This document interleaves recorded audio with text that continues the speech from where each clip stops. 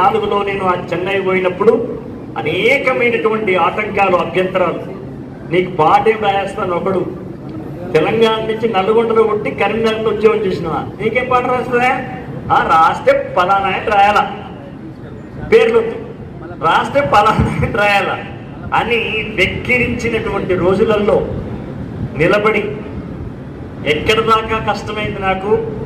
ఒసే రాములమ్మ సినిమాలో 7 పాటలు దర్శకరత్న దాసరి నారాయణరావు మహానుభావుడు ఎక్కడున్నాడో ఆ మహానుభావుడు నన్ను గుర్తించి ఆ సినిమాలో 7 పాటలు రాయించడంతో ఉపాధ్యాయ జీవితం అక్కడికి ఆగిపోయి సమాజానికి ఉపదేశం ఇచ్చేటువంటి ఒక స్థాయి పాటల రచయితగా నాకు దక్కింది.